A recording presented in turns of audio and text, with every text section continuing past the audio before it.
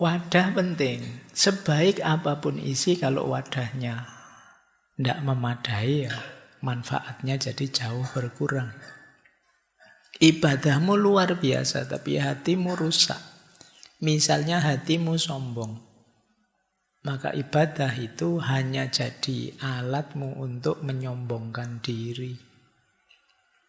Hatimu berisi penyakit namanya riak, pamer. Maka ibadahmu hanya akan jadi jalanmu untuk pamer pada orang lain.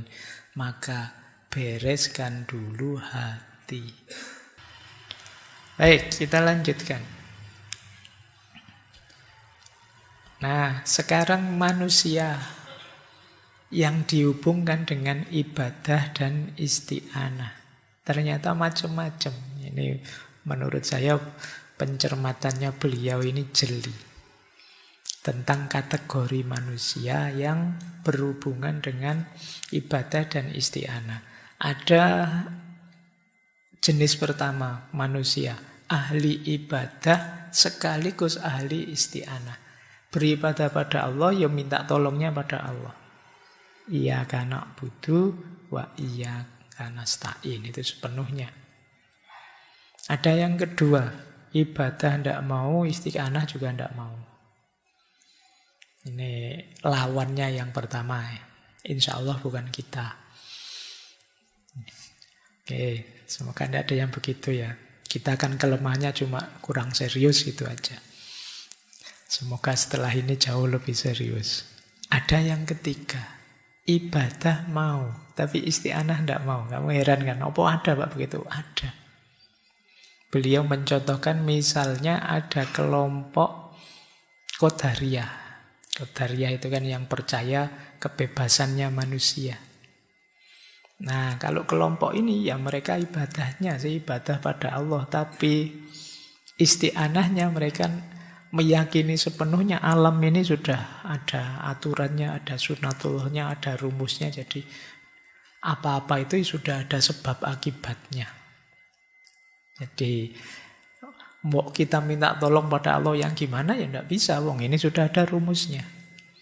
Kalau kamu males ya gagal nanti. Kalau kamu tidak rajin ya hidupmu kacau balau. Kamu ini sunatullah. Dan Qadariyah meyakini ini 100%. Jadi tidak ada celah untuk intervensinya Allah, karena Allah sudah menetapkan hukum yang semacam ini, ya ini total. Ini dikritik oleh Ibnu Qayyim. Loh, kalau kita minta tolong pada Allah, apa sih yang tidak mungkin bagi Allah?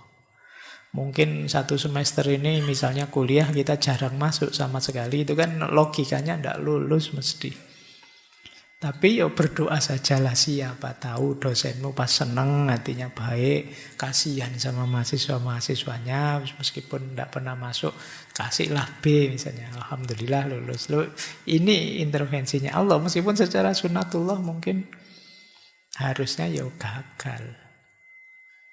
Oke, kan kalian sering itu meramalkan, kalau begini mesti begitu, ini hancurnya, Indonesia ini sudah tidak ada harapan. Gitu. Loh, kamu lupa punya Allah. Ya minta tolonglah pada Allah. Katanya iyyaka nasta'in. Hanya pada Allah minta pertolongan. Kok bahasamu pesimis begitu? Nah, ini mirip orang Qadariyah tadi yang dikritik oleh Ibnu Qayyim. Hidup kok sepenuhnya didasarkan pada sebab akibat. Kalau sebabnya begini pasti begitu. Allah dengan qadarnya bisa saja intervensi. Yang tidak masuk akal bisa saja terjadi.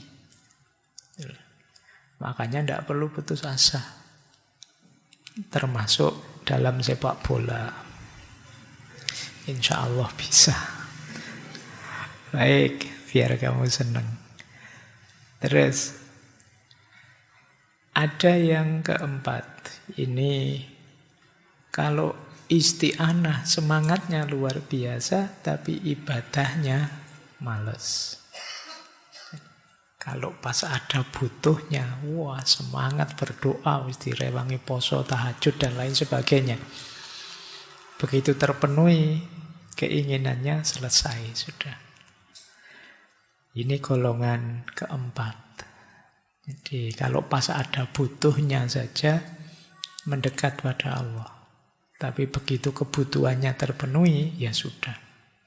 Jadi Allah hanya jadi ATM kita sebagai tambal butuh kita. Nah, dikritik oleh Ibnu Qayyim. Golongan yang isti'anahnya penuh tapi tidak mengamalkan apa yang dicintai dan diridhoi oleh Allah. Baik. Nah, teman-teman silakan bermuhasabah, saya ada di mana dari kategori-kategori ini. Semoga kita ada di yang nomor 1, yang paling tinggi. Yo ahli ibadah, yo isti'anah kepada Allah. Kita lanjutkan. Nah, kalau ibadah dasarnya 2. Kepada Allah ikhlas, kepada Rasulullah meneladani, mengikuti. Nah, ini lagi-lagi bikin kategori beliau. Pokoknya malam hari ini kita mau muhasabah ya. Kita ada di mana? Nah, orang yang mau beribadah ada 4 kategori. Ikhlas karena Allah, mengikuti Rasulullah, ini yang terbaik. Ada yang kedua, tidak ikhlas ya tidak patuh, tidak meneladani Rasulullah. Ini yang paling jelek. Nah, yang ketiga, orang yang ikhlas karena Allah tapi tidak mengikuti sunnah Rasulullah. Ini ngarang-ngarang sendiri. Jadi enaknya sama Allah itu kayak gimana ya? Itu ngarang-ngarang sendiri, kata oleh Ibnu Qayyim, disebut bid'ah. Hatinya ikhlas lillahi ta'ala tapi kurang meneladani Rasulullah. Ada lagi yang keempat. Ya ibadah, ya mengikuti Rasulullah tapi tidak ikhlas karena Allah. Tujuannya masih banyak macam-macam. Pamrihnya masih banyak. Ini juga problem. Jadi yang sama sekali tidak masalah itu yang kategori pertama. Ikhlas karena Allah, mengikuti Rasulullah. Yang kedua paling negatif. Yang ketiga dan keempat setara. Negatifnya 50%. Baik.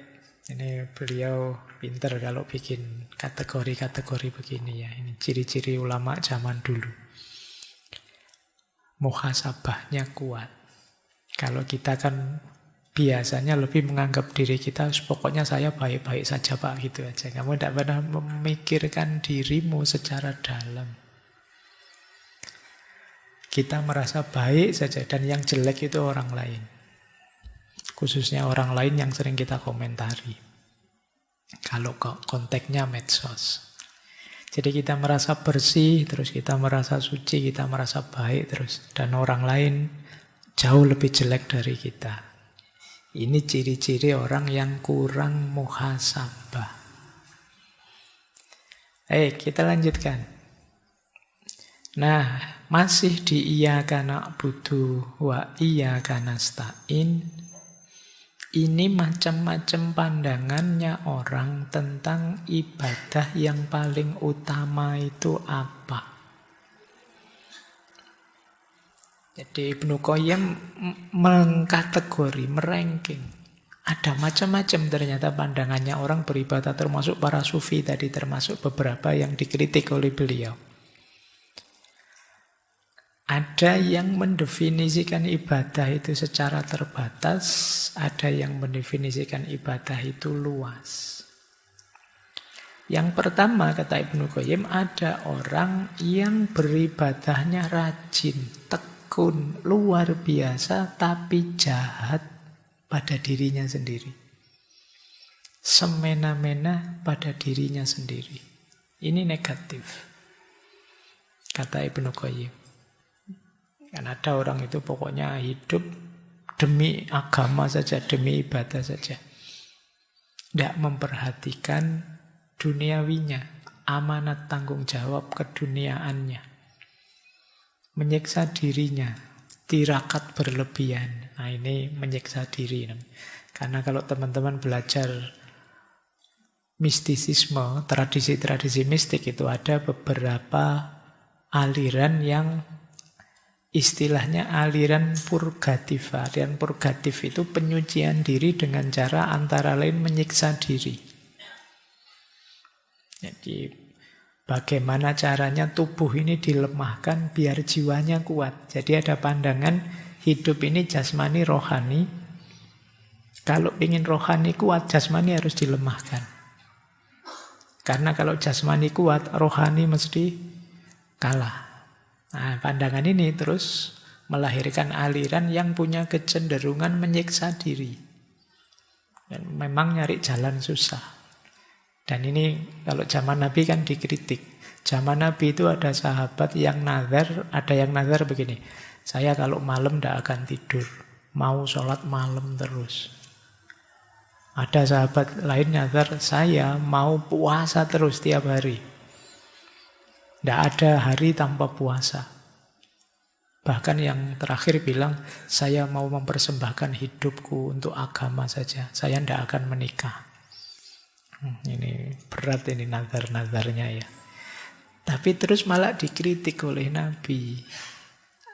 Jadi Nabi bersabda, aku ini Nabi. Tapi aku tidur ya aku bangun. Iya sholat malam, tapi ya ada tidurnya dong. Kan tubuh ini ada haknya untuk tidur. Jadi ini masih mending loh ya. Melekan untuk sholat malam saja dilarang oleh Nabi. Apalagi kamu melekan nongkrong, rokok. Melekan yang tidak jelas maunya itu ya pasti tidak boleh. Kesehatan jasmani rohaninya kacau. Termasuk puasa. Puasa terus-terusan tidak boleh. Aku puasa juga aku buka puasa. Dan aku menikah. Jadi an-nikahu sunnati faman rohiba an sunnati falaisa minni. Jadi Nabi juga nikah. Jadi untuk kepentingan ibadah tidak boleh menyiksa diri. Masing-masing ada haknya. Harus kamu penuhi haknya. Makanya kalau dalam Islam itu puasa ya, tapi ya sahur diakhirkan keutamaan. Berbuka puasa diawalkan keutamaan. Itu karena sangat peduli dengan haknya tubuh ini.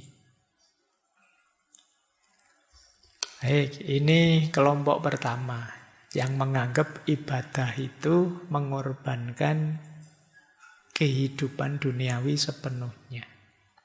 Ada yang kedua, orang yang menganggap ibadah paling utama itu zuhud. Dengan makna apa? Tidak peduli kehidupan duniawi. Jadi kan banyak pandangan-pandangan spiritual yang mengajak lari dari dunia. Ini juga negatif.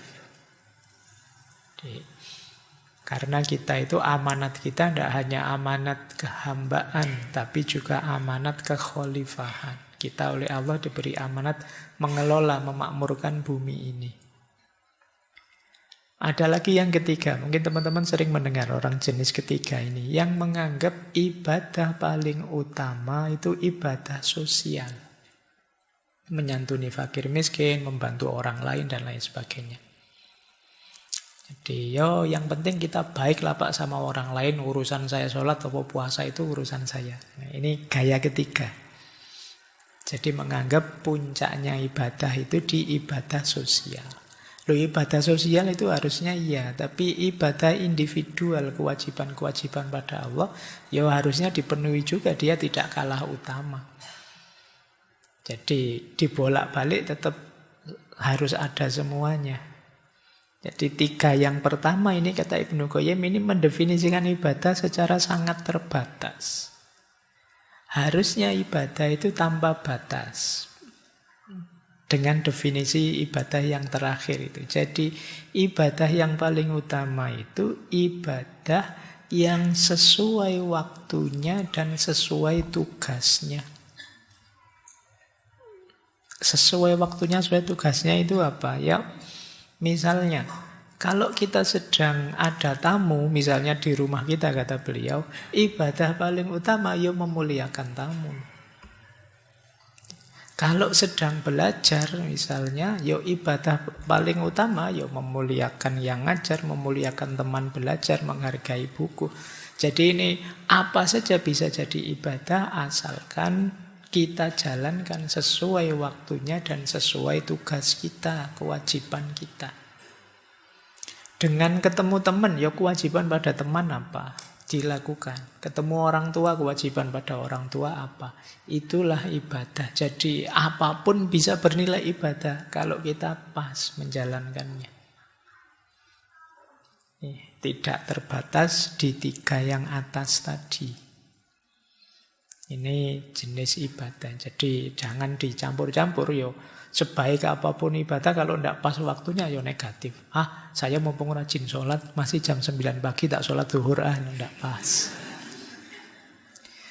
Saya kuat kok Pak puasa, meskipun Ramadan kurang 2 bulan, saya mulai sekarang nama itu puasa Ramadan, tidak pas. Jadi pas waktunya dan sesuai dengan tugas dan amanat kita. Ini ibadah yang paling utama. Jadi jangan dicampur-campur.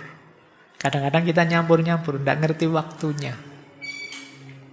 Ini sedang bergurau, menyenangkan hati teman. Kalau ini sedang dakwah, nonton. Itu kalau kecampur jadi kacau.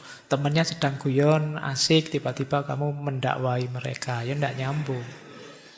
Ngerti konteks, ngerti situasi. Nah ini utama.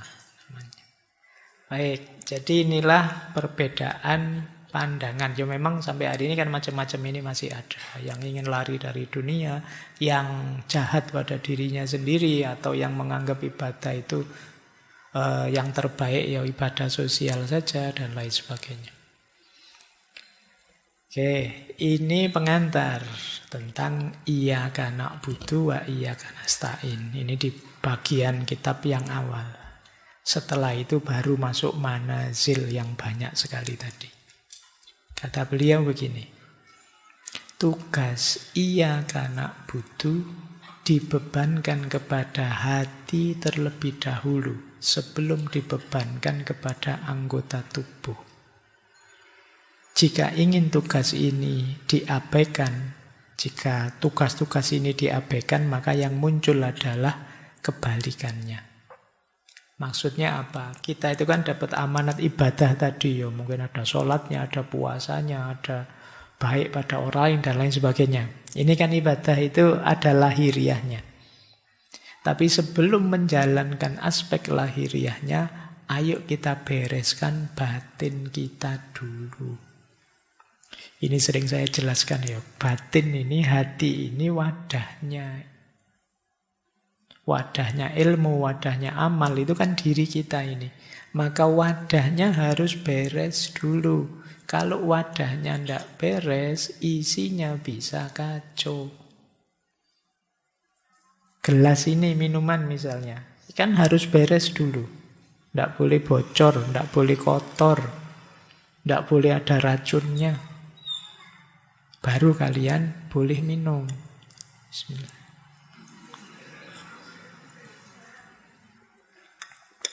Baru enak diminumnya. Meskipun tidak pakai Kalian nunggu ahnya ya. Baik, jadi wadah penting. Sebaik apapun isi, kalau wadahnya tidak memadai, ya manfaatnya jadi jauh berkurang. Ibadahmu luar biasa, tapi hatimu rusak. Misalnya hatimu sombong. Maka ibadah itu hanya jadi alatmu untuk menyombongkan diri. Hatimu berisi penyakit namanya riya, pamer. Maka ibadahmu hanya akan jadi jalanmu untuk pamer pada orang lain. Maka bereskan dulu hati.